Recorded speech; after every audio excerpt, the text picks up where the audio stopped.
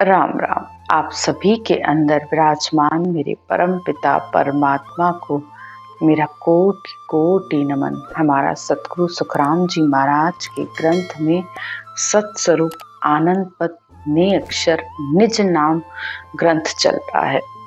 ये ग्रंथ सतगुरु सुखराम जी महाराज के द्वारा लिखा गया है। उन्होंने इस पूरे ग्रंथ में माया और ब्रह्म इसका निर्णय दिया है कि माया की भक्ति क्या है और ब्रह्म भक्ति क्या है और केवल भक्ति क्या है। इन्हीं तीन बातों का इस पूरे ग्रंथ में निर्णय है। तो संसार में भक्ति कर रहे हो तो बस सोचकर समझकर और ज्ञान को समझकर भक्ति करिए कि ज्ञान क्या कह रहा है। संसार में तीन तरीके की भक्ति बताई गई है, माया की भक्ति, ब्रह्म की भक्ति और सत्स्वरूप निर्वाण पद की भक्ति। अब इन तीनों का अंतर आपको अच्छे से समझ में आना चाहिए। अगर माया की भक्ति कर रहे हो तो उससे आपको चमत्कार ही दिखेंगे। जैसे रावण, कंस, हिरण्याकश्यप वो राक्षस थे, उनके पास ये माया की भक्ति थी तो वो चमत्कार दिखते थे, जो चाहते थे उस चीज को पा लेते थे। और इसी तरह ब्रह्म की भक्ति है, यानी अवतारों की भक्ति जिसे कहा गया है, यानी राम और कृष्ण तक की भक्ति को होण काल की भक्ति यानी ब्रह्म तक की भक्ति कहते हैं। लेकिन इससे आगे केवल्य भक्ति है जिसे सत्स्वरूप की भक्ति कहते हैं। ये निज नाम की भक्ति है और ये संतों के पास होती है, जिससे आत्मा को मोक्ष की प्राप्ति होती है। तो एक है शर ब्रह्म, दूसरा है अक्षर ब्रह्म, तीसरा है ने अक्षर ब्रह्म। शर यानी जिसका नाश होता है, यानी जो संसार में माया उपजती और खपती रहती है, यानी जन्म हुआ और मृत्यु हुई। और अक्षर ब्रह्म की भक्ति यानी देवताओं की भक्ति। आपने देवताओं की भक्ति की, आपको संसार के सब सुख आपके लिए हाजिर हैं। और ने अक्षर की भक्ति, तो ने अक्षर तो शब्द धुन के रूप में वो परमात्मा आपके अंदर प्रकट होता है।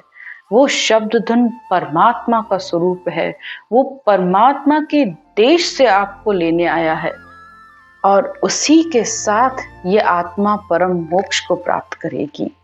तो भक्ति करते हुए निर्णय से भक्ति कीजिए कि भक्ति का निचोड़ क्या है। सतगुरुदेव कहते हैं, बिन निर्णय सुनिए बिना भगत करे जुग माए, से नर जुग में औत रे लोक किणिए न जाए। यानी बिना ज्ञान को सुने, बिना ज्ञान को समझे अगर भक्ति कर रहे हो तो कौन से लोक में जाओगे, कहाँ तक आपकी पहुंच होगी। ये बात समझने वाली है कि भाई अगर शिव की भक्ति कर रहे हो तो कैलाश तक जाओगे, विष्णु की भक्ति कर रहे हो तो वैकुंठ तक जाओगे, शक्ति की भक्ति कर रहे हो तो शक्ति लोक तक पहुंचोगे। तो ज्ञान सुन सुनकर इतना तो समझो कि जो कर रहे हो तो पहुंचोगे कहाँ। और अगर किसी मनुष्य की भक्ति कर रहे हो तो मनुष्य का तो कोई लोक ही नहीं बना है, कहाँ तक जाओगे। किसी शरीरधारी की भक्ति करके वो खुद तो डूबेगा, आपको भी डुबो देगा। तो ज्ञान को पकड़ के चलिए, ज्ञानी को नहीं। सबसे पहली बात तो यही समझने वाली है कि जो ज्ञान दे रहा है वो आपको सिर्फ रास्ता दिखा रहा है कि मैं इस रास्ते पर चलकर यहाँ पहुंचा हूं और तुम भी इस पर चलकर यहाँ पहुंचोगे। तो ज्ञान की समझ रखिए, ज्ञान का संग करिए। आगे सतगुरुदेव कहते हैं, लोक किणिए न जाए मोह घर को घर माई। अब भक्ति भी की लेकिन पहुंचे भी कहीं नहीं। जो मोह था वो घर का, यानी अंदर जो मोह था, काम था, क्रोध था, लोभ था, वो भक्ति करते हुए भी नहीं मिटा।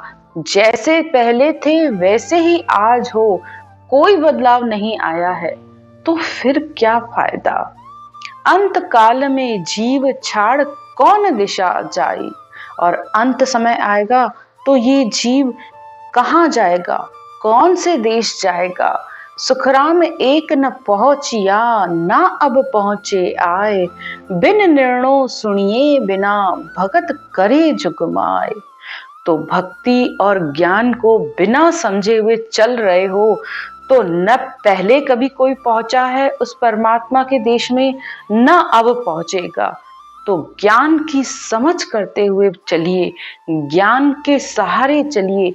जिसको ज्ञान अच्छा लग रहा है, ज्ञान सुनना उसको बहुत अच्छा लग रहा है, तो आत्मा निश्चित तौर पर उसको मोक्ष प्राप्ति का रास्ता मिलेगा। आज नहीं मिला तो कल जरूर मिलेगा। बस ज्ञान का संग करते हुए चलिए।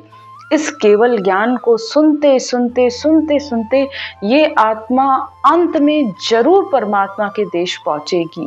लेकिन बस भेद से, विधि से इस राम के नाम को सुमरन करते हुए चलिए। भले आज आपको शब्द धुन की समझ नहीं है, लेकिन वो निश्चित तौर पर एक दिन आपको समझ आएगी, क्योंकि ये तो 5-10 मिनट मात्र करने से ये अंदर आ जाता है और इसके जितने भी अनुभव हैं सब अंतर में होते हैं।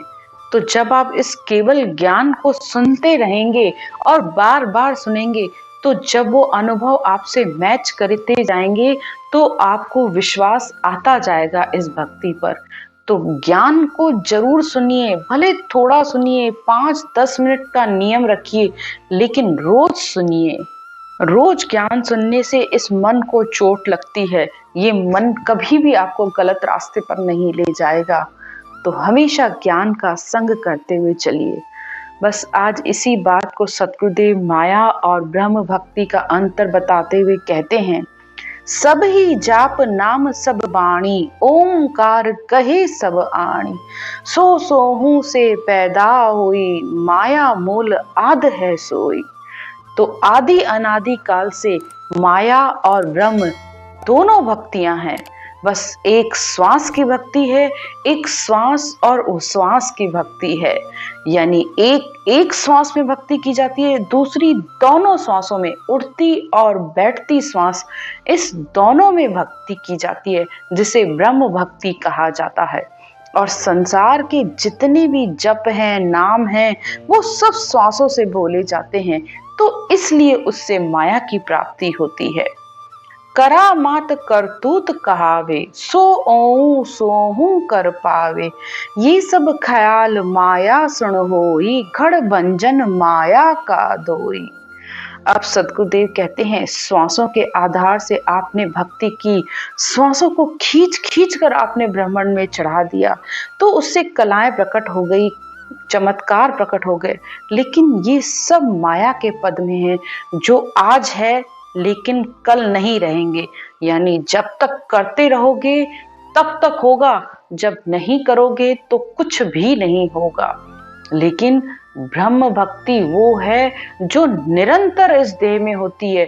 चाहे आप इस नाम का सुमरन करो चाहे नहीं करो, वो तब भी वो धुन अखंड है, वो तब भी हर समय सुनाई देती है। तो असल भक्ति वो है, ना बिछड़िया ना बिछड़े, सदा संग गुरुदेव। जिसकी तो सुखराम कहे, कर ले नित प्रति सेव। तो नित प्रति सेव यानी सेवा करना, यानी रटना करना, सिमरन करना है। तो वो परमात्मा न कभी बिछड़ा था, न कभी बिछड़ेगा, और आने के बाद तो बिल्कुल भी नहीं बिछड़ता। वो हमेशा आपके साथ है। हर समय इस राम नाम की सेवा, उस परमात्मा की सेवा और रटना करते रहो। इस संसार में आज तक भी जिसको परमात्मा की प्राप्ति हुई है, जिसको मोक्ष की प्राप्ति हुई है, अंतर में हुई है। जिण पाया घट ही पाया, बाकी बाहर फिर जन्म गंवाया। तो बाहर संसार में आप जो कुछ भी करते रहोगे, पूरी आपकी जिंदगी बीत जाएगी, पर गोल गोल घूमते ही रहोगे। जिसको भी परमात्मा आज तक मिला है, अंतर मिला है, बाहर कुछ भी करने से वो नहीं मिलता है। आगे सतगुरुदेव कहते हैं, इनको ध्यान करे नर कोई, करनी सकल इन्हीं की होई। मुद्रा कूची साजन सारा, ध्यान ज्ञान सब कर्म विचारा। तो संसार में जो आत्म चेतन यानी सांसों के आधार से जो भी किया जाता है, मुद्रा, कूची, साधन, ज्ञान, ये सब करनियां माया के पद में है। माया की ही इनसे प्राप्ति होती है। जैसी करे तैसो फल होई, चमत्कार बाहिर बण आवे। यानी जैसी करनी करते हो वैसा वैसा आपको फल मिलता जाता है, और जो करते हो उसके चमत्कार आपको बाहर दिखने लग जाते हैं और आप बहक जाते हो। आपको लगता है कि बस जहाँ चमत्कार है वहीं परमात्मा है, उसी के पास ही परमात्मा की प्राप्ति है।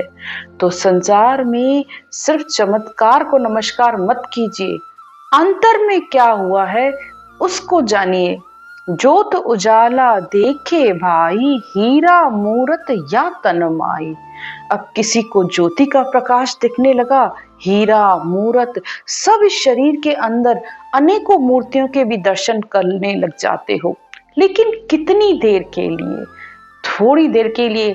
जो हुआ उससे खुश हो गए और सबसे प्रशंसा बटोरते रहते हो, सबको बताते रहते हो कि मुझे सपने में भगवान दिखे, मैंने सपने में ईश्वर के दर्शन किए, या मैंने किसी ज्योत और उजाले को देखा। तो ज्योत और उजाले और ये चमत्कार तो बाहर का है, माया का ज्ञान है। इससे आगे की ब्रह्म भक्ति है, इसको समझिए। साजन करे नर दे दिखलाई, जे माया छाया प्रतिबिंब भाई। आंख मूंदिया दर्शन लागे, माया जाल भरम का जागे। अब साधना करने पर मनुष्य को जो दिखाई देता है वो माया का प्रतिबिंब है। आंखें बंद करने पर जो भी दिखता है वो सब माया के चैन और भ्रम है। और माया तो भक्ति का सबसे बड़ा रोड़ा है। चले तो ईश्वर की प्राप्ति के लिए थे, लेकिन रास्ते में ही माया ने आपको रोक दिया। बहुत सही रास्ते पर जा रहे थे। और नमस्कार है ऐसी आत्माओं को जो भक्ति कर रही हैं, चल भी रही हैं, लेकिन माया से खुश होके और वहीं बैठ जाते हैं। बस ये सबसे बड़े दुख का कारण है। आगे सतगुरुदेव कहते हैं, ध्यान किया सो नजरा आवे, सो सब माया चैन कहावे। तो ध्यान करने पर जो कुछ भी आपको नजर आ रहा है वो सब माया के चैन है। रज मात्र मूरत कण होई, तब लग ब्रह्म नहीं कहूं तो ही। रज मात्र यानी एक धूल के कण के बराबर भी अगर आपको कुछ दिख रहा है तो तब तक वो ब्रह्म भक्ति नहीं है, बिल्कुल नहीं है। आगे सतगुरुदेव कहते हैं, ब्रह्म कला सोई कहत न आवे, ना मूरत ना ज्योत कहावे। वो ब्रह्म की कला, वो ब्रह्म निरंजन निराकार का जो पद है वो कहने में आता ही नहीं है, सिर्फ उसको अनुभव किया जाता है। हाँ, बताने में ये आता है कि उसका आनंद ऐसा है, आनंद ऐसा है, लेकिन जैसे मीठा खा के ये नहीं बताया जा सकता कि उस मीठे का स्वाद कैसा है, इसी तरह उस ब्रह्म के आनंद को अनुभव किया जा सकता है कि मैं भी उस चीज का आनंद ले रहा हूँ, मैं भी उस परमात्मा के दर्शन कर रहा हूँ। तो वो सामने वाले से भी यही कहेगा कि तुम भी इस तरीके से सिमरन करो तो तुम्हें भी वो आनंद आएगा। लेकिन वो बताने में तो बिल्कुल भी नहीं है। ना कुछ आवाज उजाला होई, ना रंग रूप कहण नहीं कोई। न कोई मूर्ति, न कोई ज्योत, न कोई प्रकाश, न कोई रूप, न कोई रंग, वो कुछ भी कहने में आता ही नहीं है। अगर वो कहने से समझाया जा सकता या किसी के कहने से आ जाता तो फिर वो परमात्मा नहीं है। वो न किसी के कहने पे न किसी के बताने में बिल्कुल भी नहीं आता है। जब आप खाना खाते हो आपका पेट भरता है, दूसरे का नहीं भर सकता। बस इसी तरीके से ही आप जब खुद भक्ति करोगे, रटना करोगे, सिमरन करोगे, तब आप उस शब्द धुन का आनंद ले पाओगे और उसका अनुभव कर पाओगे और दावे के साथ कह सकोगे कि हाँ वो है, बिल्कुल है। तो परमात्मा इस शब्द धुन में, इस सत शब्द ने अक्षर के रूप में है। वो आवाज हर समय इस सिर के ऊपर गर्जना करती रहती है और आत्मा उसका हर समय आनंद लेती रहती है। आज की चर्चा यहीं तक। राम राम।